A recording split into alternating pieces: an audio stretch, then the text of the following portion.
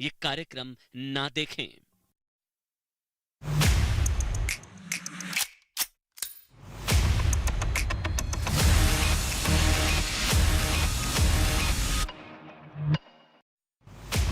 नमस्कार, ऋषि कश्यप की धरती कश्मीर से एक बार फिर मैं आपके साथ अमन चोपड़ा। देश नहीं झुकने देंगे, ये हमारा दूसरा एपिसोड है और आज भी हम कश्मीर में ही मौजूद हैं क्योंकि देखिए शो का नाम है देश नहीं झुकने देंगे और देश का मस्तक है कश्मीर। और आप जानते हैं जिस तरह की चीजें कश्मीर में हो रही है, देश का मस्तक झुकाने की एक बहुत बड़ी साजिश है। तो हमको लगा कई तरह के मुद्दे हैं, लखीमपुर से लेकर किसान आंदोलन तक, लेकिन सबसे बड़ा मुद्दा अगर कोई है तो वो हमारी नजर में कश्मीर इस लिहाज से क्योंकि यहां पर एक सीरियल हत्याकांड जो हमने देखा है, हिंदुओं की सीरियल किलिंग की जो चीजें चल रही हैं उसको लेकर हमको लगा। लेकिन आज सवाल इस चीज को लेकर, सवाल पॉलिटिकल होगा, सवाल लखीमपुर से लाल चौक की दूरी को लेकर होगा। सवाल यह होगा, लखीमपुर जाने वाले लाल चौक आएंगे? कश्मीरी पंडित, अपने आप को कश्मीरी पंडित बताने वाले कश्मीर आएंगे? दत्तात्रेय, कौल ब्राह्मण और शिव भक्त, कश्मीरी पंडित हिंदुओं के नरसंहार पर, हिंदुओं के हत्याकांड पर, लिंचिंग पर, कश्मीरियों के हत्याकांड पर किसी को दर्द नहीं होता है? मतलब अगर सीधा सवाल, तल्ख सवाल अगर पूछा जाए, सिद्धू साहब आपसे है मेरा सवाल, कांग्रेस पार्टी आपसे मेरा सवाल, मौन व्रत रख रहे थे ना आप लखीमपुर को लेकर, बाजवा के खिलाफ रखेंगे मौन व्रत? इमरान खान के खिलाफ रखेंगे मौन व्रत? लखीमपुर में मौन व्रत रख रहे हैं आप, लखीमपुर में झाड़ू वाली नौटंकी की जा रही है, यहां पर हिंदुओं की भावनाओं पर झाड़ू फेरा जा रहा है, लेकिन किसी को कोई दर्द नहीं है। एक ऐसा सन्नाटा है, वो चुभता हुआ सन्नाटा, और उसी सन्नाटे को लेकर आज हम डिबेट करेंगे कि क्या सेकुलरिज्म बाकी खतरे में आता है?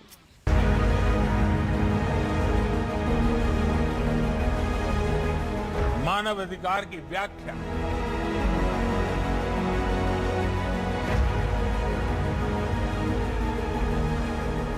कुछ लोग अपने अपने तरीके से अपने अपने हितों को देखकर करने लगे।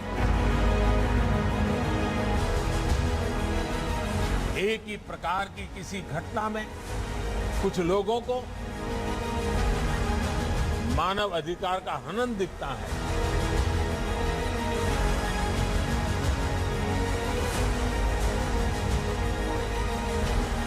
और वैसी ही किसी दूसरी घटना में इन्हीं लोगों को मानव अधिकार का हनन नहीं दिया।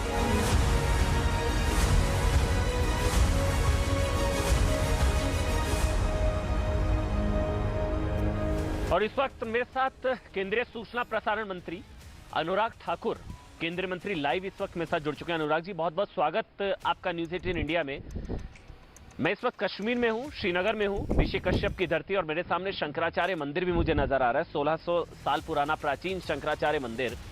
सवाल कश्मीर को लेकर है मेरा, जिस तरह की टारगेटेड किलिंग्स हाल के दिनों में की गई है, आपको लगता है कि ये कश्मीर शांत इसलिए आतंकी या शांत, मतलब ये कश्मीर में हालात सुधर रहे हैं इसी की बौखलाहट, इसी वजह से टारगेटेड किलिंग? अमन जी, अगर आप इतिहास पर थोड़ी नज़र दौड़ाएंगे तो पता चलेगा कैसे नेहरू जी के गलत निर्णयों के कारण, कांग्रेस के गलत निर्णयों के कारण कश्मीर को वर्षों वर्षों तक भुगतना पड़ा। अशांति रही, आतंकवाद का दौर देखते रहे, हज़ारों लोगों ने अपनी जानें गंवाई। बड़ी मुश्किल से अनुच्छेद 370-35 से हटने के बाद उसमें कमी आई और एक तरह से विकास ने गति पकड़ी। केंद्र की योजनाएं हो, राज्य का विकास हो, जम्मू कश्मीर को विकास के नए पंख लगने की शुरुआत हुई। लेकिन शायद कुछ लोग नहीं चाहते थे कि वहाँ पर शांति हो, इसीलिए शांत जम्मू कश्मीर में बढ़ते हुए पर्यटन को देखकर अब एक बार फिर आतंकवाद को सुलगाने का प्रयास किया जा रहा है और हमारी सेना के जवान उसका मुंहतोड़ जवाब दे रहे हैं। लेकिन कुछ लोग ऐसे भी हैं जो उसको अभी भी हवा देने का काम कर रहे हैं। मैं कहना चाहता हूं, वर्षों तक जम्मू कश्मीर के लोगों ने आतंकवाद को झेला है, कृपया करके इस आग को और ना सुलगाइए। जम्मू कश्मीर शांत और सुंदर रहे, वहाँ पर पर्यटन और रोजगार के अवसर बढ़े, जम्मू कश्मीर का चहुमुखी विकास हो, हम सबका यही प्रयास रहना चाहिए। सवाल अनुराग ठाकुर एक इस चीज को लेकर भी है, सेलेक्टिव आउटरीच को लेकर भी है। सवाल इस चीज को लेकर भी है कि लखीमपुर जाने वाले लाल चौक आएंगे, मतलब एक गजब का सन्नाटा है अनुराग ठाकुर। किसी को कोई दर्द नहीं है, किसी को कोई गुस्सा नहीं है। मैं वही सवाल बार बार पूछ रहा हूं कि कश्मीरी पंडित जो अपने आप को कहते हैं, दत्तात्रेय कौल ब्राह्मण, उनको दर्द नहीं हुआ हिंदुओं के हत्याकांड पर, टारगेटेड किलिंग्स पर? देखिए, कुछ लोगों के लिए पर्यटन करना ही सब कुछ है। कभी वो कश्मीर पर्यटक के रूप में जाते हैं, कभी लखीमपुर खीरी जाते हैं। मैं तो यही कहना चाहता हूँ, हर हिंदुस्तानी की जान महत्वपूर्ण है, उसकी सुरक्षा के इंतज़ाम होने चाहिए। और अगर कुछ लोग केवल अपना राजनीतिक लाभ उठाने के लिए इस तरह के कदम उठा रहे हैं तो दुर्भाग्यपूर्ण है। लखीमपुर खीरी जाने वालों को मैं ये भी कहना चाहता हूँ, कश्मीर में जो घटा तब वो क्यों नहीं गए, या राजस्थान में जिस तरह की घटनाएं हुई तो वहाँ क्यों नहीं गए, पंजाब में जो घटा या छत्तीसगढ़ में जो घटा वहाँ पर क्यों नहीं गए, महाराष्ट्र में भी एक बार जैसे साधु संतों की हत्या की गई उस समय कहाँ थे वो लोग। केवल राजनीति नहीं करनी चाहिए। और लाल चौक तो मैं इसलिए भी कहना चाहता हूं क्योंकि लाल चौक पर मैं तब गया था जब 2010-11 में कांग्रेस की सरकार के समय पथराव हमारे सैनिकों पर होता था, हजारों सैनिक घायल हुए। कलकत्ता से कश्मीर तक की यात्रा मैंने स्वयं की। और अमन जी, आप तो स्वयं कश्मीर में देख रहे हैं अभी भी किस तरह से वहाँ पर हालात बदले हैं, किस तरह से वहाँ पर विकास को नए पंख लगे हैं, गति मिली है, और क्यों ये अशांति का प्रयास दोबारा किया जा रहा है। लेकिन सवाल तो आपसे भी है अनुराग जी, आप केंद्रीय मंत्री हैं। जो हालात इस वक्त कश्मीर का है, जिस तरह की टारगेटेड किलिंग्स हैं, लोग 90 के दौर को याद कर रहे हैं, लोगों के जहन में डर है, खौफ है, पलायन की भी खबरें हैं। कश्मीरी पंडितों की घर वापसी और उनके भविष्य को लेकर आप क्या देखते हैं कश्मीर में? देखिए, वर्षों तक कश्मीरी पंडित न केवल जम्मू में बल्कि देश के अलग अलग कोनों में जाकर उन परिस्थितियों में जिए, टेंटों तक रहने के लिए मजबूर होना पड़ा, अपने बड़े बड़े घर छोड़कर आने पड़े। उनकी दर्दनाक कहानी के पीछे अगर आप देखोगे तो ना जाने एक पीढ़ी नहीं 2-2 पीढ़ियों को सहना पड़ा। अब जब एक ऐसा अवसर आया कि उनको वापस कश्मीर में जाकर वापस उनके अधिकार देने की बात है, या जो वहाँ पर भी रहते हैं उनके लिए सुरक्षा पहले से बेहतर हुई, तो समाज में एक बार फिर अशांति फैलाने का प्रयास कुछ ऐसी ताकतें कर रही हैं जो कभी कश्मीर में शांति नहीं चाहते थे। लेकिन हम सबको इकट्ठे मिलकर ये प्रयास करना है कि जम्मू कश्मीर में शांति बहाल रहे, जम्मू कश्मीर की तरक्की होती रहे, और अनुच्छेद 370-35 से जाने के बाद जिस तरह से विकास के नया दौर शुरू हुआ है, हमें उसे आगे बढ़ाना है, आपसी भाईचारे को बनाकर रखना है। ये जो एक खाई पैदा की जाती है कि हिंदुओं को, कश्मीरी पंडितों को, सिखों को मारने का काम किया जाता है, ये दुर्भाग्यपूर्ण है। चुन चुन कर इसी तरह किया जाता है ताकि समाज में खाई पैदा की जा सके। हमें वो खाई पैदा नहीं करने देनी, हमें सबको इकट्ठा जोड़कर रखना है। लेकिन अनुराग, बार बार ये जहन में यही बार बार सवाल आता है अनुराग जी कि अब तक नहीं समझ में आ पा रहा है कि गुनाह क्या था। मतलब सुपिंदर कौर की हत्या क्यों की गई, क्यों एक गोलगप्पे वाले, क्यों एक केमिस्ट वाले बिंद्रू, माखनलाल बिंद्रू, क्या गुनाह क्या था? वीरेंद्र पासवान की क्या गलती थी? वो तो मतलब, और सुपिंदर कौर, ये लोग तो शिक्षक थे, इनका तो धर्म पूछकर चुन चुनकर आईडी दिखाकर इनकी हत्या की गई। देखिए, अगर प्रिंसिपल सिख धर्म से थी या कोई हिंदू व्यापारी था, उसको मारने का प्रयास, उसको मारा गया, तो ये अपने आप में कहीं ना कहीं सोच वैसी थी कि समाज को बांटने के लिए एक वर्ग के लोगों को वहाँ पर ख़त्म करके अशांति फैलाने का काम किया जा रहा है।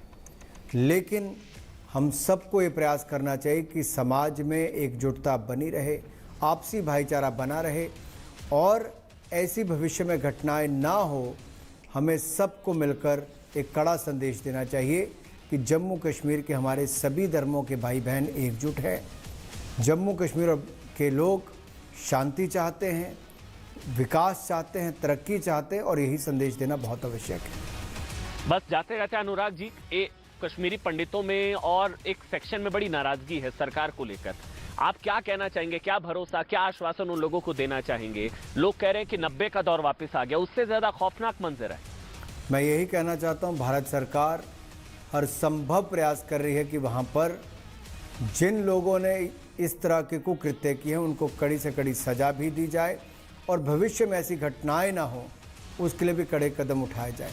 आपने देखा होगा पिछले 4-5 वर्षों में जिस तरह से आतंकवाद को साफ करने का काम जम्मू कश्मीर में भारत सरकार ने किया है।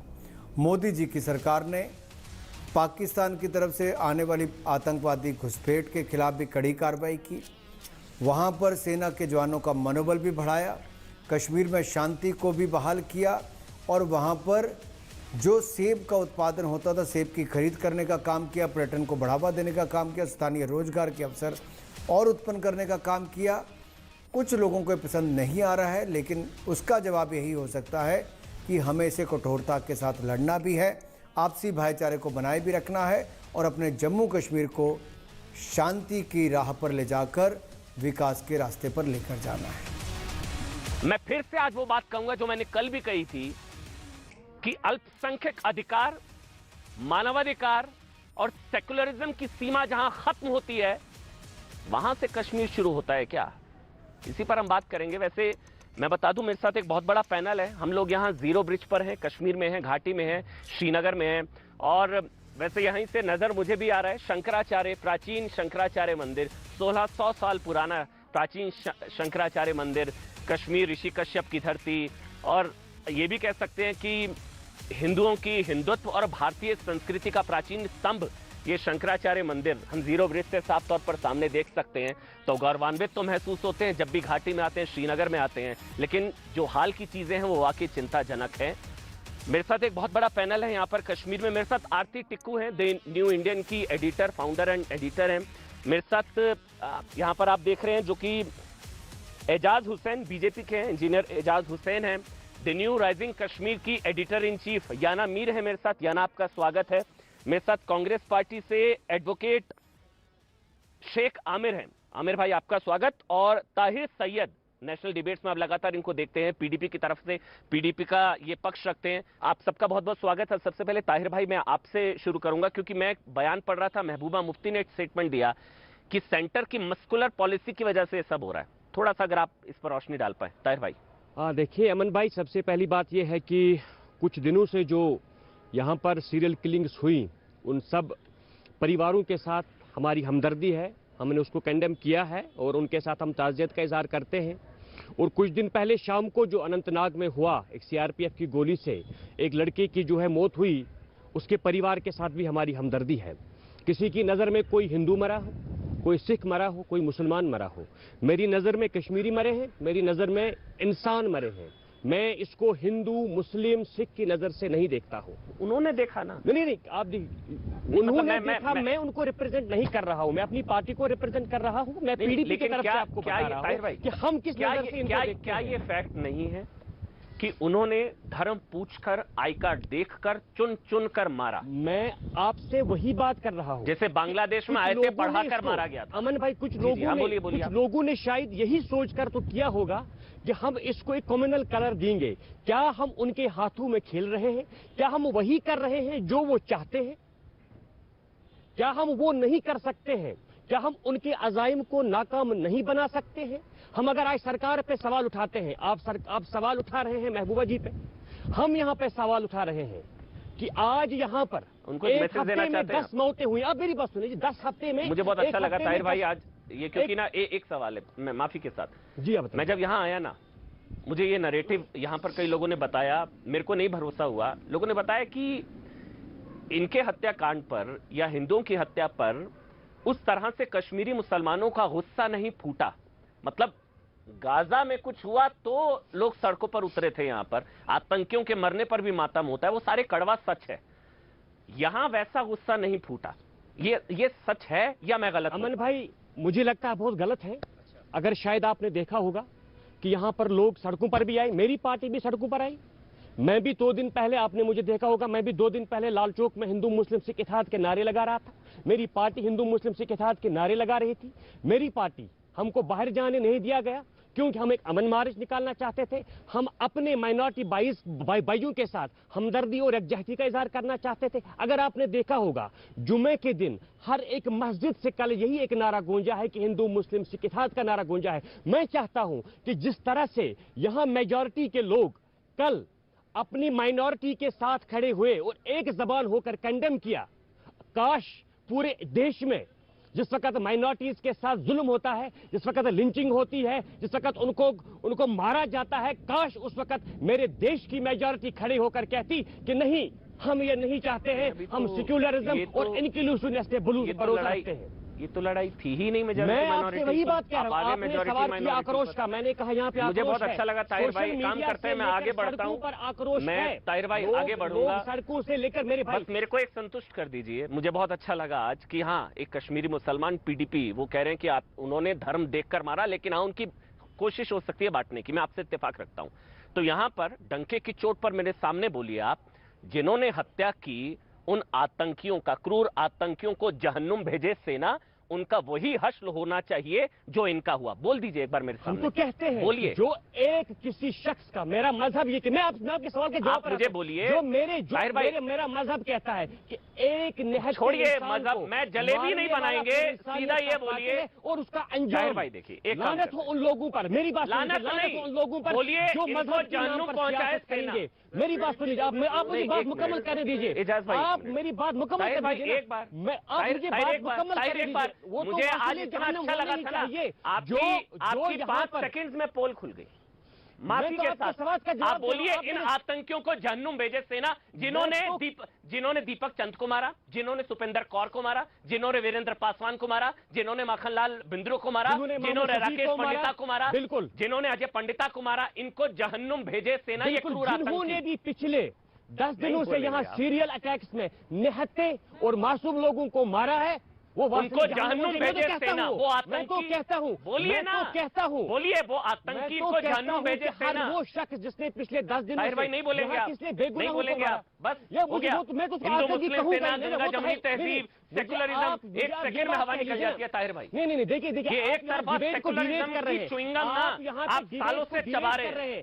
आप यहाँ डिबेट को डिबेट कर रहे हैं। मुझे मेरी बात लीजिए, मैं आपको भाई, मैं डंके की चोट पर बोलता हूँ, आप लोग ये फर्जी सेकुलरिज्म की च्युइंगम ना सालों से चबा रहे हैं। कोई मुझे सालों से चबा रहे हैं। छत्तीसगढ़ में कल मुसलमानों को मारने, कल मुसलमानों को काटने की बात हो रही थी, मैं कहता हूँ आप लोग डंके की चोट पे आके बोले कि ये हिंदुस्तानी नहीं है, ये देशभक्त नहीं है। आप कह दीजिए वो देशभक्त नहीं है। योगी आदित्यनाथ देशभक्त नहीं, योगी आदित्यनाथ कहां से आ गए? योगी आदित्यनाथ कि हम मुसलमानों को रेप करेंगे, उनके अवरोधों को निकाल के आप उनका पुराना वीडियो निकाल लीजिए। आतंकियों की तुलना योगी आदित्यनाथ से कर रहे हैं। मैं आपके सवाल, आतंकियों की तुलना योगी आदित्यनाथ से कर, आप नहीं बोलेंगे, मैं समझता हूँ आपकी मजबूरी। मैं आपके आपको आदेश नहीं है, आपको आदेश नहीं है। 1 मिनट में आपकी 1 मिनट में सर आपकी पोल खुली है। पूरे सम्मान के साथ आप आतंकियों के खिलाफ नहीं बोले, आप नहीं बोले, आप नहीं बोले। चाहे यहाँ का एक्सट्रीमिज्म हो या दिल्ली का हो या छत्तीसगढ़ का या लेकिन बताते हुए ताहिर भाई, आपने नहीं बोला कि इन आतंकियों को जहन्नुम भेजे सेना, नहीं बोला आपने। मैंने तो परिवार के साथ है, आप बोलिए, बोलिए इन आतंकियों को जहन्नुम भेजे सेना। मैं तो कहता हूँ, जिन्होंने इंसानियत का चुनौती देता हूँ, हम में से है ही नहीं। मैं चुनौती मैं कहता हूँ वो हम में से है ही नहीं। कोई नहीं है ना, तो बोलिए जहन्नुम भेजे, तो भेजे ना, सेना तो कर रहे हैं ना, तो बोलिए ना उनको, वो तो सेना का काम है ना, बोलिए ना, let them do their work. तो मेरे बोलने से क्या हो जाएंगे? चलिए ठीक, मेरे बोलने से क्या जाएंगे? आई अंडरस्टैंड आप क्या बताने की कोशिश कर रहे हैं। आप इनडायरेक्टली मैं बता करनी में फर्क बता रहा था। तो I will tell you something. यहाँ आके देखिए, जो मुसलमान, मैं आप लोगों को भी बता दूं बिकॉज मैं वैली के बाहर भी रही हूँ। आपको पता है धारावी में जब कोई पकड़ा गया था मुंबई में, जिसका ब्लास्ट से कुछ लेना देना था, धारावी में सारे मुसलमान रहते हैं, इंडियन मुस्लिम्स। आप लोगों को मैं बता दूं what is an Indian Muslim. अब क्लियरली सुनिए, जब वो पकड़ा गया वो बंदा भी मुस्लिम ही था, उसके मुंह पे कालिक लगा के, चप्पलों की माला लगा के, उसको गधे पे बिठा के उसको धारावी से बाहर कर दिया, उसके फैमिली के साथ हुक्का पानी बंद। This is an Indian Muslim. यहाँ क्या होता है, यहाँ उल्टा होता है। अगर कोई फैमिली मिलिटेंट को या टेररिस्ट को, जैसे आप कहें, घर में छुपाती है और उस एनकाउंटर में अनफॉर्चुनेटली वो घर बर्बाद हो जाता है। हालांकि हमारी फोर्सेस पूरी कोशिश करती है कि घर ना टूटे, घर ना जले किसी का, मगर अगर वो कोलैटरल डैमेज हो जाता है। यहाँ पे जो है, जिसका घर टूटा है, उसके साथ पूरी सिंपैथी, पूरी हमारा पूरा जो हमारी कौम है वो सिंपैथाइज करने में लग जाती है। अरे उनका घर टूट गया, उनके सपने टूट गए, उनकी दैट इज द डिफरेंस जो आप यहाँ पे हाईलाइट करने की कोशिश करें, वो डिफरेंस यहाँ पे है। मैं क्लियरली बता दूं, वो डिफरेंस यहाँ पे है। ये सेंटिमेंट बदलने की जरूरत है। तो फिर दिक्कत वो सेंटिमेंट सिर्फ यहाँ पे बीजेपी चेंज कर सकती थी, जिसको हम जैसे नेशनलिस्ट मुस्लिम्स ने और पंडितों ने और सिखों ने और अन्य जो यहाँ पे सेटल्ड है, जो इवन बाहर से आके जो बहुत सालों से यहाँ सेटल है, उन लोगों ने वोट्स दिए और इन लोगों को सिंगल लार्जेस्ट पार्टी बनाई यहाँ पे। ओके, डीडीसी इलेक्शंस जो गए उसमें सिंगल लार्जेस्ट पार्टी ये लोग बने हैं। मगर क्या इन लोगों ने सेंटिमेंट चेंज करने की कोशिश की, एम्पावर करने की कोशिश की नेशनलिस्ट को यहाँ पे? जब सारे लोगों को यही लगेगा कि यहाँ एंटी नेशनल की इज्जत की जाती है, मेरी नजर में सबसे बड़े विलन मैं इनसे सवाल पूछता हूँ, एजाज भाई मैं सवाल पूछ लूँ आपसे? हाँ बताइए ना। मेरी नजर में सबसे बड़े विलन तो आप लोग हैं। वो जो कहते हैं वो कर रहे हैं। आप लोग कहते थे घर में घुसकर मारेंगे, यहाँ पे आतंकी घर में घुसकर मार रहे हैं। ऐसा नहीं है। देखिए ऐसा मत बोलिए। देखिए सुन लीजिए, मुझे बोलने मैं समझ गया। बुरा लग रहा है, पूछने तो दीजिए ना। नए कश्मीर में माइनॉरिटी नहीं है क्या? घर में घुसकर मारेंगे, आतंकी घर में घुसकर मार रहे हैं। ये नया कश्मीर? बोलिए एजाज भाई।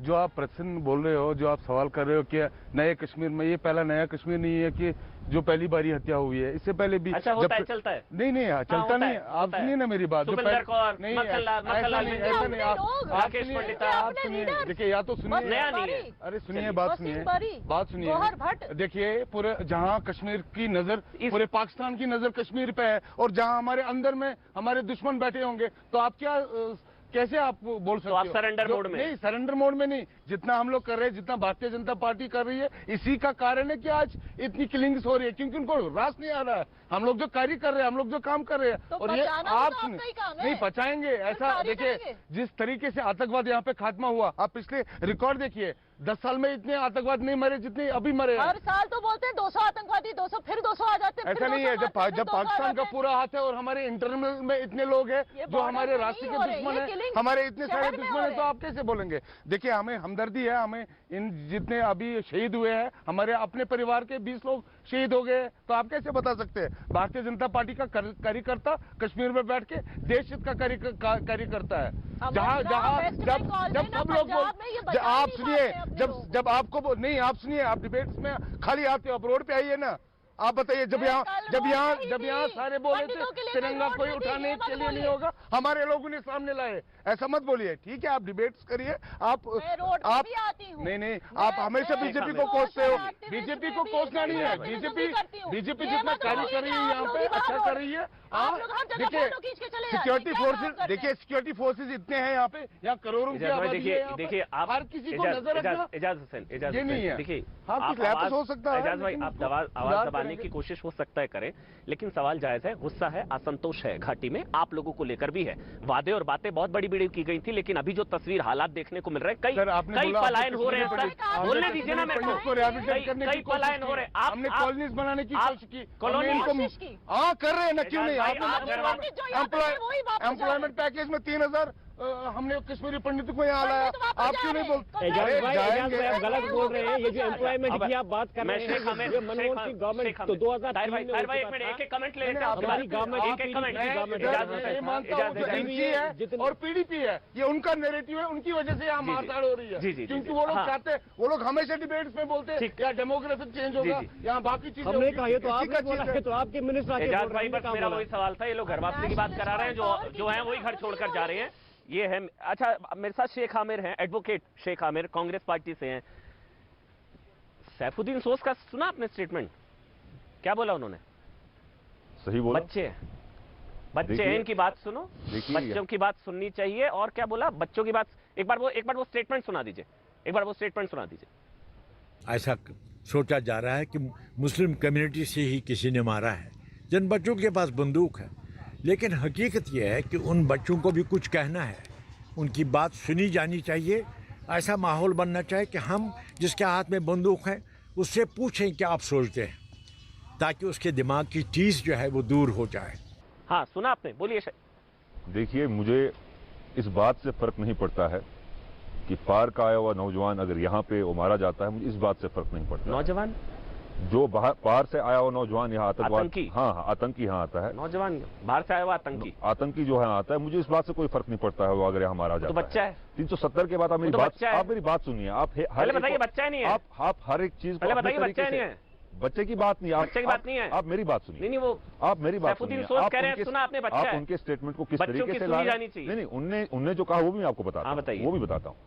देखिए 370 के बाद जो वादे दिए गए, जो हिंदुस्तान के पार्लियामेंट में ऑनरेबल होम मिनिस्टर ने जो वजूहत दी गई कि 370 तरक्की के आड़े आ रहा है, आतंकवाद इससे पैदा हो रहा है, 370 की वजह से विकास नहीं हो रहा है, बेरोजगारी है, खानदानी राज है, उसके बाद आप देख लीजिए। सैफुद्दीन सोज, बच्चों की सुनी जानी चाहिए, बच्चे कुछ कहना चाहते हैं। बोलिए भाई, बच्चे कुछ कहना चाह रहे हैं? आतंकी बच्चे।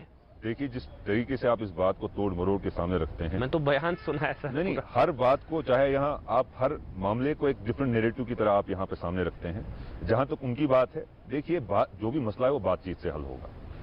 370 की मनसूखी की बात, बड़े बड़े वादे किए गए थे, ये कहा गया था कि तरक्की गोली चढ़ेगा, कहा गया था बेरोजगारी खत्म होगी। एक काम कर दीजिए, आपका इनका कैमरा जो, आप ये कैमरे में देखकर सुपिंदर कौर की फैमिली को बोल दीजिए कि बातचीत करिए उन आतंकवादियों से। ये बात कैमरे में देखकर आप अपने बोल दीजिए, वीरेंद्र पासवान या मक्खनलाल बिंद्रू के फैमिली को देखकर बोलिए कि हम ये जो बात बोल रहे हैं कैमरे में देखकर उनके परिवार की आंखों में डालकर बोलिए कि बातचीत करनी चाहिए। ये बात बोल रहा हूँ जी, बातचीत करनी चाहिए। बिल्कुल बात आतंकियों से। आप मुझे बताइए कि बच्चे हैं वो, बच्चे की बात नहीं है, जो मैं कह रहा हूँ वो मेरी बात सुनिए। सैफुद्दीन सोज गलत कह रहे हैं, मैं आप उनसे बड़े नेता हैं। आप मुझे क्या कर क्या सकते हैं? सैफुद्दीन सोज आप उनसे बड़े नेता हैं। सैफुद्दीन सोज के बाद आपने कहा आतंकवाद खत्म होगा, क्या हुआ? उसके बाद आप मुझे बताइए कि आतंकवाद का जो ग्राफ जिस तरीके से ऊपर जा रहा है, जो किलिंग्स हो रही हैं, आप बार बार जो कह रहे हैं कि यहाँ पे अभी जो किलिंग्स हुई हैं उसका अफसोस हमको भी है, लेकिन अभी यहाँ बात हुई थी, देखिए नैरेटिव कैसे चेंज किया जाता है। याना जी ने कहा कि जिस तरीके से उन्होंने कहा सिंपथाइजर्स, पूरी कश्मीरी अवाम को इन्हें डिक्लेयर टेररिस्ट कर दिया, पूरी कश्मीरी अवाम को कहते हैं कि वो नहीं, मैं बात नहीं कर रहा, मुझे बात जब आप बात कर रहे थे मैंने इंटरप्ट नहीं किया। सेंटीमेंट का बोला है, जब आपने बात की, जब एजाज ने बात की, मैंने इंटरप्ट नहीं किया। नहीं, मैंने आप मेरी बात को बदलिए मत, आप अपनी बात कीजिए। मुझे बात करने दीजिए। आप अपनी बात कीजिए। देखिए उन्होंने सिंपथाइजर कहा ना, देखिए जो बच्चा कहेंगे ना मेरी नजर में वो भी सिंपथाइजर है। यहाँ पे जमहूरियत, जो आतंकियों को बच्चा कहेंगे मेरी नजर में सिंपथाइजर है। यहाँ पे जमहूरियत पामाल हुई है, यहाँ पे हमारी लिबर्टीज कटेल की गई है। खुदारा मैं बीजेपी से गुजारिश करता हूँ, हाथ जोड़ के गुजारिश करता हूँ कि अगर वो इस तरीके से हमारे डाउनग्रेड रियासत जम्मू कश्मीर को, जिन्होंने हक हमसे रियासत का छीन लिया, उसके बाद यहाँ पे जमहूरियत का नंगा नाच चल रहा है। आप देख लीजिए कि कब से हम गवर्नर राज में हैं, और उसके बाद किस तरीके से आतंकवाद आप देख लीजिए। Congress, we are not paid nationalist, मैं इंडियन नेशनल कांग्रेस पार्टी का एक मेंबर हूं। हम we are by blood we are Indian. हम तो फिर बुलाइए ना राहुल जी को, वो कश्मीरी पंडित हैं, आ नहीं रहे हैं। क्यों नहीं आ रहे हैं? कहाँ हैं? क्यों नहीं आ रहे हैं? अच्छा मुझे नहीं पता, आए कश्मीरी पंडित दत्तात्रेय कौल ब्राह्मण राहुल जी आए हैं। अगर बब्बर शेर नहीं होते ना, कांग्रेस की यहाँ कोई वजूद नहीं होती। वो बब्बर शेर साहब शायरी कर करके कांग्रेस को जिंदा रख रहे हैं यहाँ पे। देखिए आप किस तरीके से, वो कोई कांग्रेस के नुमाइंदे, आप प्लीज जो बोल रहे हैं कांग्रेस, देखिए आप मुझे बात करने, जब आप बात कर रहे थे मैंने इंटरप्ट नहीं किया। आएंगे कश्मीरी पंडित राहुल जी आएंगे, लखीमपुर से लाल चौक आएंगे। नहीं, जिस तरीके से आप बात कर रहे हैं ये सही बात नहीं है। हमारी डेलीगेशन, कांग्रेस पार्टी की डेलीगेशन, हमारे कांग्रेस पार्टी की जो चीफ हैं गुलाम मीर साहब, और उनके जो हमरा साथ में गए थे, वो लखीमपुर खुद गए ना, वहां भी गए थे। प्रियंका जी खुद गई, यहाँ नहीं, यहाँ दर्द नहीं होता। आप मुझे बताइए नेशनल लीडरशिप में यहाँ दर्द नहीं होता। बीजेपी से कौन? नहीं, लखीमपुर में कौन है नेशनल लीडरशिप का जो उठ के गए हैं दिल्ली? बीजेपी से यहाँ कौन आया? नहीं, कश्मीरी पंडित है राहुल जी। आप मुझे, मैं तो, उन्होंने कहा कश्मीर मेरा दूसरा घर है। वो हिंदुस्तानी है, तो उन्होंने कहा कश्मीरी पंडित हूँ मैं। उससे क्या मतलब है आपका? अच्छा, उससे वो गलत, कश्मीरी पंडित बोलने का कश्मीरी मतलब ये बोलकर आप राहुल के अगेंस्ट बोल रहे हैं। आप राहुल जी के अगेंस्ट बोल रहे हैं। मैं आपको ये क्या फर्क पड़ता है? जब उन्होंने ये कहा कि वो कश्मीरी पंडित है, क्या इसका मतलब वो हिंदुस्तानी? तो कश्मीरी पंडित के मरने पर वो नहीं आएंगे? क्यों नहीं आएंगे? लखीमपुर जाएंगे, लाल चौक नहीं आएंगे? कहाँ आएंगे? अभी हम जा रहे हैं, क्यों आएंगे? वो भी आएंगे। अच्छा आएंगे, आएंगे। ये आएंगे। जिस तरीके से आप सेकुलरिज्म का, जिस तरीके से आप डेमोक्रेसी का जो आप नैरेटिव यहाँ दे रहे हैं, यहाँ पे आपको जमहूरियत नहीं मिलेगी, यहाँ पे आपको सेकुलरिज्म नहीं मिलेगा। आपने जब शुरुआत में आपने जो बात कही, हाँ जी, आपने जिस तरीके से कहा कि आप कहाँ बैठे हैं, आपने उस सेकुलरिज्म का कोई, मुझे लगता नहीं कि वो सेकुलरिज्म की आप बात कर रहे हैं। अच्छा, मैंने हिंदुओं की बात करी तो कम्युनल हो गई। नहीं, आप एक ही तबके की, एक ही फिरके की अगर बात करेंगे, कहीं ना कहीं वो कम्युनिस्ट। जी, हत्या हो रही है ना, हत्या हो रही है ना। इन्होंने कहा कि हमारे 20 लोग मारे गए। इनको याद दिलाना चाहता हूँ मैं, 10,000 शेख आमिर जी जो ताहिर भाई ने कहा, मुझे पता है आप भी किलिंग्स के खिलाफ हैं, लेकिन बस मेरा सवाल स्टेटमेंट को लेकर था। सैफुद्दीन सोज, क्या आपकी नजर में आतंकी बच्चे हैं, बच्चों की बात सुनी जानी चाहिए, वो कुछ कहना चाहते हैं। आपको लगता है उन्होंने सही कहा, गलत कहा? अभी नहीं सुनी ये बात। नहीं, मैंने अभी आपको सुनाई है। नहीं, ये जो आप कह रहे हैं कि बच्चे इस तरीके से मैंने नहीं सुना है। बस इतना पता है, मैं ये बात आपके सामने रखना चाहता हूं कि जिस तरीके से आपने, अगर उन्होंने ऐसा कहा तो गलत कहा है। बच्चे, देखिए, हम नहीं कह सकते भटके हुए बच्चे हैं, नहीं कह सकते, नहीं कह सकते, लेकिन हम ये जरूर कहना चाहते हैं कि बातचीत जरूरी है। यही तो डायलॉग बिना बातचीत के, बिना बातचीत के, मुझे नहीं पता था सैफुद्दीन सो से बड़े नेता है। ठीक है, बिना बातचीत के, देखिए आप जिस तरीके सैफुद्दीन सो साहब से बड़े नेता की बात नहीं है। नहीं, वो क्यों कह रहे हैं? उन्होंने जो बच्चों को सुना जाना चाहिए, बच्चे कुछ कहना चाहते हैं। जितनी बात आतंकी बच्चे, देखिए आतंकी, आप इसको तोड़ मरोड़ के सामने रखना चाहते हैं। नहीं, मैं 10 बार बयान सुना रहा हूं आपको। अटक गए हैं, मैं अटकूंगा। आतंकियों को बच्चे कहे हैं। आप मेरा जवाब तो सुनिए। चलिए बोलिए, फिर आती में आ रहा हूं। जो बात मैंने सुनी है, उनका जो बोलने का जो मतलब था, मतलब ये है कि आज तक it's a fight between the idea, ये आइडियाज का जंग है। और इस आइडिया को तोड़ने के लिए जिस तरीके से आपने जो यहाँ पे अभी आपने हाल ही में देखा कि एक नौजवान मारा गया, सीआरपीएफ के जवान ने गोली चलाई और वो नाका तोड़ के कहा गया कि हुआ क्या, आखिर हो क्या रहा है? हो यही रहा है क्योंकि बातचीत नहीं हो रही है। डायलॉग जो है वो जरूरी है। इसलिए धर्म पूछकर मारा जा रहा है। ठीक है, बातचीत नहीं हो रही, इसलिए धर्म पूछकर चुनकर मारा जा रहा है। हम ही मारे जा रहे हैं। अभी आप किससे, आतंकवादियों से कौन सी बातचीत? आतंकवादियों से कौन सी बातचीत? आतंकवादियों से कोई बातचीत नहीं। ये जम्मू कश्मीर भारत का उटंग है, यहाँ किसी से कोई बातचीत नहीं। राष्ट्र से ऊपर कोई चीज नहीं। यूपी पे आ रहे हैं। जी, हम आतंकवादियों से कोई बात, आतंकवादियों का वही अंजाम होना चाहिए। उनको गोली मार के जिस तरीके से उन्होंने हत्याएं की, उनको भी हत्या करनी चाहिए। आगे बढ़ना जल्दी से। हाँ बोलिए, आप बोलिए, मैं आपके पास देखा कि लोग आपको कितना चाहते हैं। नहीं, हमने आपका भी हाल दिखा ना। हमने तो भारतीय जनता पार्टी के यहाँ नुमाइंदगी ले ली। यूपी से मैंने देखा, यूपी से थ्रेटन किया जा रहा है कश्मीरी जो यहाँ पे बच्चे वहाँ पे पढ़ रहे हैं, चाहे दिल्ली से थ्रेटन किया जा रहा है। लेकिन आखिर नुकसान किसका हो रहा है? देखिए, सुखविंदर कौर जी की आप बात करें, जिस सुखविंदर कौर जी की आप बात करें वो कश्मीरी है। जिस मक्खनलाल बिंद्रू की आप बात करें वो कश्मीरी है। जिनका अगर कोई नुकसान कश्मीर के बाहर पहुंचाना चाहता है वो भी कश्मीर। आप उनके खिलाफ, नुकसान हमारे आतंकियों के खिलाफ हैं। किनके खिलाफ? जिन्होंने मारा, बिल्कुल खिलाफ। उन आतंकियों को उसी तरह मारना चाहिए। बिल्कुल क्योंकि अब ठीक है सर, हो गया।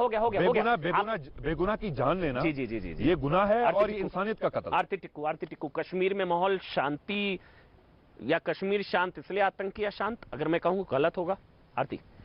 अमन जी, पहले तो मैं ये कहूंगी कि जो पॉलिटिकल पार्टीज कश्मीर की ये कहें कि आतंकवादियों से बात करिए, वो ये भी असल में आज ये कह रहे हैं कि तालिबान से बात कीजिए, अलकायदा से बात कीजिए, आईसिस से बात कीजिए। और अलकायदा, आईसिस, तालिबान, जैश ए मोहम्मद, लश्कर ए तैयबा, हिजबुल मुजाहिदीन, इन सारे जो टेरर ग्रुप्स है और इनके टेररिस्ट जो है, इनको ये बच्चा मानते हैं। तो ये तो बहुत ही शर्मनाक बात है।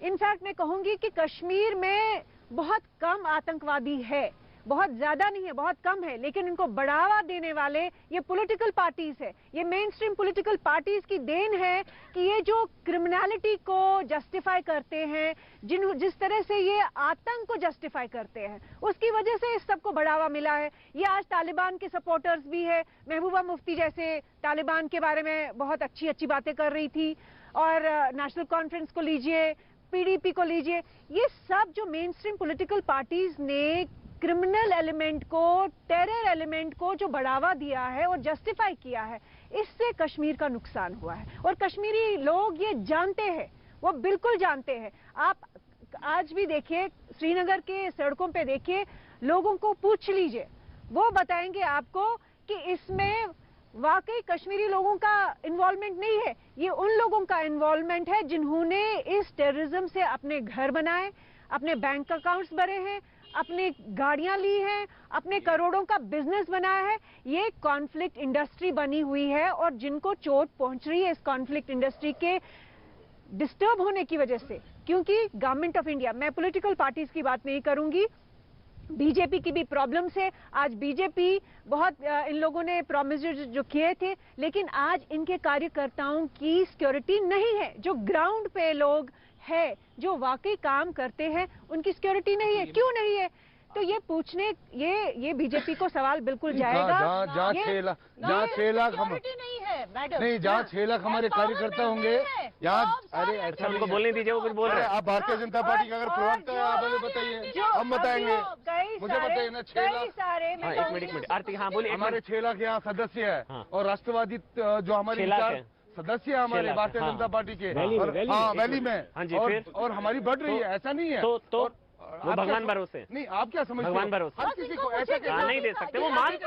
देखिए याना इससे, देखिए याना वो सही कह रहे हैं। मैंने आज तक इतना कैंडिड कन्फेशन नहीं देखा। वो कह रहे नहीं दे सकते सुरक्षा, वो मरने के लिए हैं, वो कह रहे हैं। मुझे कहाँ तक वो दे सकते हैं? अरे बात सुनिए, आपकी पुलिस है ना यहाँ पे, आपकी सिक्योरिटी फोर्सेज है, वो थ्रेट असेसमेंट लेती है, उसके बाद सिक्योरिटी प्रोवाइड की जाती है। ये बात आपकी जा रही है जो आप बोल रहे हैं। जा रही है, मैं बोलता हूँ कि नहीं दे सकते, ये डंके की चोट नहीं, मैं बोलता हूँ क्यों नहीं। आप बताइए, 10 लाख कार्यकर्ता होंगे, 10 लाख कार्यकर्ता हम लोग उसके लिए 10 लाख फौज दे सकते हैं? ऐसा नहीं होता, ऐसा नहीं।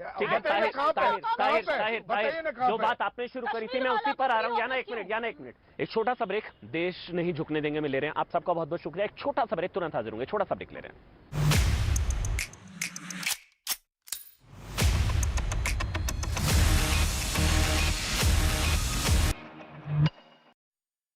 ताहिर, जो आपने बात शुरू कर दी, जो अभी आरती ने कही है, मैं सुपिंदर कौर के उदाहरण देता हूं।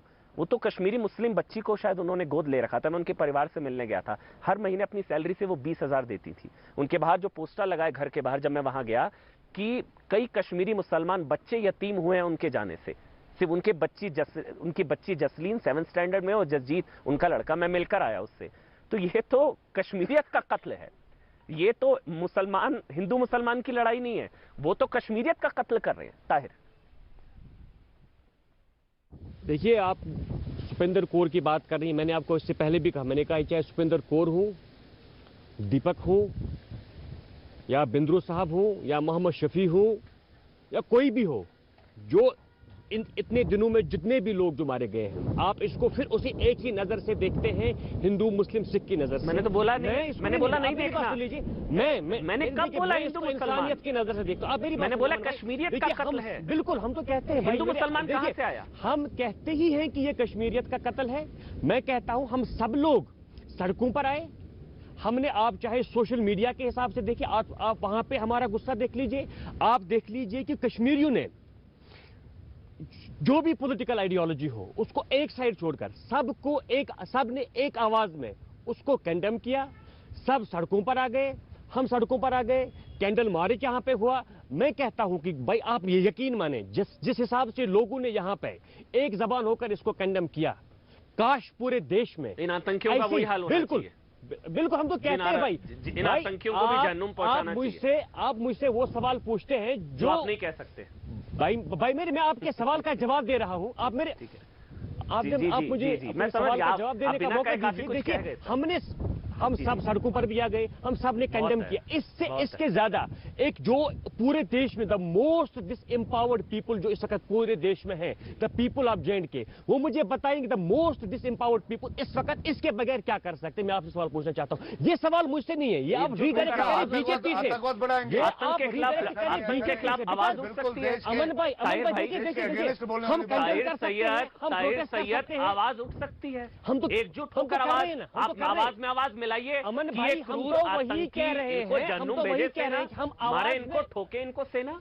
हम एक आवाज में कह रहे हैं, बोलिए ना मेरे साथ, आवाज मैं बोलता हूं, इसके खिलाफ हमने एहतजाज किया, हम सड़कों पर आ गए। लेकिन मैं कहता हूं कि ये सवाल बाकी जो है, ये आप रीडायरेक्ट बीजेपी पे कीजिए। क्योंकि इस वक्त जब हम कहते हैं, देखिए यहाँ पे जो है यूनियन टेरिटरी है, डायरेक्ट कंट्रोल है दिल्ली का, होम मिनिस्ट्री के अंडर है, सिक्योरिटी इनकी है, ये इनकी जिम्मेदारी बनती है, ये हमको तहफ्फुज फराहम करें। अगर यहाँ पे नॉर्मल सिचुएशन में आप यहाँ इलेक्टेड गवर्नमेंट होती, बीजेपी वालों ने दिल्ली से लेकर यहाँ तक खुला मचाया होता, सीएम को गवर्नर रूल लागू कर दो। हम तो कहते हैं मेरे भाई, रीजनल पार्टी ताहिर भाई, इस बात पे इत्तेफाक रखता हूं कि जब आपकी सरकार थी तब एक भी किलिंग नहीं होती। मेरी बात अगर आपको याद होगा, तब तो यहाँ राम राज्य था। अगर आपको कश्मीर में राम राज्य था ना जब आपकी सरकार होगा, जब तो आए दिन मर्डर होते थे, आए दिन आतंकी हमले होते थे। मैं आपके सवाल तो आए दिन आतंकी हमले होते थे। मैं आपके सवाल का जवाब दूंगा देख लीजिए, अगर आपको याद होगा जब बीजेपी ने पीडीपी सरकार से हिमायत वापस ली थी, अगर आपको राम माधव की प्रेस कॉन्फ्रेंस याद होगी, उन्होंने क्या कहा था, उसके बाद जो उन्होंने कुछ इंटरव्यूज दिए थे चैनल्स को, उन्होंने यही कहा था कि यहाँ पे जो ये कुछ उन कुछ दिनों में शुजात बुखारी साहब की किलिंग हो गई थी, एक आर्मी के एक जवान जो घर जा रहे थे उनकी किलिंग हो गई थी, तो उसको आधार बनाकर कहा था कि हम हिमायत वापस ले रहे हैं बिकॉज हम फेल हो गए हैं प्रोटेक्ट करने में। अब हम तो फेल हो गए थे, हमसे तो अब आपने यूनियन टेरिटरी भी बना दी। अब भाई आपके अंदर आप तो जवाब देने दीजिए ना, पूछा ना दीजिए। अरे देखिए आप लोगों का फेलियर। देखिए एक चीज है, हमारा कभी ये भारतीय जनता पार्टी का नियत नहीं रही है कि हमने सरकार में रहना है। हमारा धर्मशाला चलाना है, धर्मशाला चलाना है। जब हमें ये लगा कि राष्ट्र हित में काम नहीं हो रहा है और इनकी नीतियां सही नहीं है, ये हमेशा भाई हम तो एक बार पीडीपी ने टेररिस्ट का नाम बोला, भाई हम तो टेररिज्म बोला, अपने मुंह से टेररिज्म बोला, इन्हें टेररिस्ट बोला कभी नहीं बोला। क्योंकि आप मुझे बताइए ना, आप सीधे नहीं कहाँ से, अगर हमारा सरकार बनाने का होता तब हमने सरकार नहीं छोड़ी होती और हम लोग आएंगे, डेमोक्रेसी है, लोग हमें सपोर्ट करेंगे, हम फिर से आ जाएंगे। जितना हम लोग काम कर रहे हैं, आपने बोला देखिए कश्मीरी पंडित के लिए जो भी लैंड लॉज हमने लाए कि उनकी जो प्रॉपर्टीज है उनको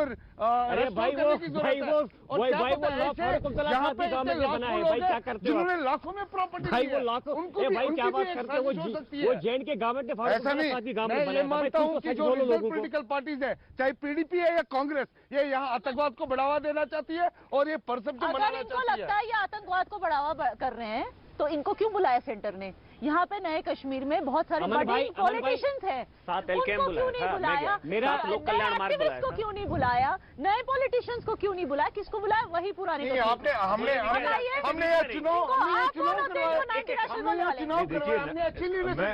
ये नेशनल टेलीविजन में कांग्रेस का कह रहे हैं कि हम आतंकवाद को बढ़ावा दे रहे हैं। बिल्कुल, आपने देखिए सरकार आपकी है, इक़्तिदार आपका है, इदारे आपके हैं, पुलिस आपकी है, आपका है। वो बोलते हैं हमारे बच्चे क्या जो आपने स्टेटमेंट सुना है, आपने स्टेटमेंट सुना है, नहीं, आपने ये हमारे 6 लाख कार्यकर्ता है यहाँ पर। एंकर हमारे 4 बार देखिए आप नेशनल टेलीविजन पे झूठ बोल रहे हैं। बिल्कुल, कांग्रेस आपने डीडीसी इलेक्शन यहाँ पे ट्रायल मेथड किया था, जितना ये टेररिज्म को प्रमोट करेंगे यहाँ पे उतना कश्मीर में इनको बोलना चाहिए। देखिए एक करके गुजारिश करूंगा, एक रिक्वेस्ट है, आखिरी का समय एक करके बोलेंगे ना, ऑडियो क्लियर रहेगा, कैमरे का फ्रेम एक रहेगा। आप बोलिए पहले, उसके बाद मैं आरती आ रहा हूँ, याना और मैं ताहिर भाई आ रहा हूँ। सवाल जो सरकार से पूछना चाहिए वो जो सवाल है अपोजिशन से पूछा जाता है। ये अभी इन्होंने कहा कि आतंकवाद को बढ़ावा जहां कांग्रेस और नेशनल कॉन्फ्रेंस और पीडीपी देती है, ये इनके पास कौन से तर्क है जिस बात पर ये बात जो कर रहे हैं? देखिए जब से इनकी सरकार आई है, जब से मैंने पहले भी कहा, इन्होंने कहा कि इनके 20 कार्यकर्ता यहाँ पर मारे गए। क्या इनको याद नहीं है कि 10,000 पॉलिटिकल एक्टिविस्ट यहाँ पर, कभी 8,000 होता है, 5,000 होता है, देखिए आप उसको 2,000 घटा दे या 2,000 चढ़ा दे, आपको इससे क्यों प्रॉब्लम हो रही है? यहाँ पर अगर हिंदुस्तान का आइडिया जिंदा है तो ये कांग्रेस से जिंदा है, और जो बाकी रीजनल पार्टी से बार-बार आतंकवाद को बढ़ावा दे रहे हैं। ठीक, ये किस तरीके से? 30 सेकंड मुझे वाइंड अप करना है, या 30 सेकंड। देखिए मैं इतना ही बोलूंगी कि एक है गिलानी फोर्स जिसने भी बोला है और टीआरएफ ने भी बोला है कि सुपिंदर कौर वो दूसरे जो टीचर हैं उनको हमने मारा, इसलिए मारा क्योंकि स्कूलों में जबरदस्ती फ्लैग्स उठाने की बात की जा रही थी। हाँ, तो ये महबूबा मुफ्ती जी ने भी, unfortunately I respect her for all the womens empowerment work she has done, मगर महबूबा मुफ्ती जी फ्लैग की बात करती थी हर बार कि हम फ्लैग नहीं उठाएंगे। अब उसी चीज को रेडिकल्स ने गलत तरीके से इस्तेमाल किया। सो इनको सोचना चाहिए पॉलिटिकल माइलेज के लिए, ये जब स्टेटमेंट देते हैं ना, इनको 10 सेकंड क्या बोल रहे हैं? आपने भड़काया, उन्होंने हथियार उठाया। देखिए आप, मैंने वो टीआरएफ का स्टेटमेंट न मैंने पढ़ा है, न मुझे इस बारे में कुछ मालूम है, लेकिन मैं अंत में एक बात कहना चाहूंगा कि बीजेपी ने जो वादा किया था जम्मू कश्मीर के लोगों के साथ कि हम आपको तहफ्फुज़ फराहम करेंगे, बीजेपी अपने वादे को पूरा करने में नाकाम हो गई है और बीजेपी को यह जिम्मेदारी कबूल करते हुए मनोज सिन्हा जी को मॉरल ग्राउंड पर रिजाइन करना चाहिए। देखिए मैं ये कहूंगी कि पॉलिटिकल पार्टीज और जो पॉलिटिशियंस हैं उन्होंने इस तरह के भी स्टेटमेंट दिए कि डेमोग्राफिक चेंज अगर हुआ यहाँ पे, हम लोग क्या चूड़ियां पहन के बैठेंगे? तो फारूक अब्दुल्ला साहब और इनके जैसे भी पॉलिटिशियंस हैं, अगर ये इस तरह की बातें करेंगे तो शांति कहाँ आएगी? ये तो बढ़ावा दे रही है, तो कह रहे हैं तालिबान आइए और यहाँ पे खून खराबा कीजिए, कश्मीर में शांति ना हो, इसलिए ये सब हो रहा है।